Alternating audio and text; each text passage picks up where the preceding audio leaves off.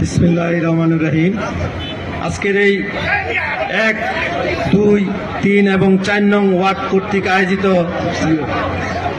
এই প্রতিবাদ সভার সম্মানিত সভাপতি, প্রধান অতিথি, রূপগঞ্জের মাটি ও মানুষের নেতা এবং আমরা তারাবাড় পৌরবাসী অত্যন্ত ভাগ্যবান। উনি 2 বার যুদ্ধ করেছে। একবার যুদ্ধ করছে মাটির জন্য, আরেকবার যুদ্ধ করেছে গণতন্ত্রের জন্য। কাজী মনিরুজ্জামান মনির সাহেব এবং মঞ্চে উপবিষ্ট আমার শ্রদ্ধেয় নাসির ভাই, মাহবুব সাহেব সহ আমার শামসু ভাই সহ যারা মঞ্চে উপবিষ্ট আছেন সবাইকে আমার অন্তরের অন্তঃস্থল থেকে আপনাদেরকে ধন্যবাদ জানাই।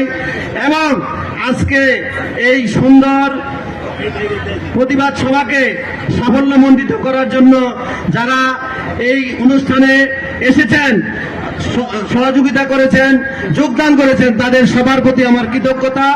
এবং আমাকে যারা 1, 2, 3, 4 নং ওয়ার্ডের স্বেচ্ছাসেবক হিসেবে সহযোগিতা করেছ এবং আমাকে যারা সার্বিকভাবে সহযোগিতা করেছ তাদের প্রতি কৃতজ্ঞতা জানিয়ে আমি আমার সংক্ষিপ্ত বক্তব্য শেষ করছি।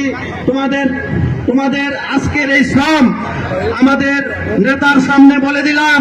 তোমাদের আজকের শ্রম উনি যখন আমাদের এমপি হয়ে আবার মন্ত্রী হয়ে আবার আমাদের মাঝে আসবে, তখন তোমাদের এই শ্রমের প্রতিদান দেওয়া হবে ইনশাআল্লাহ।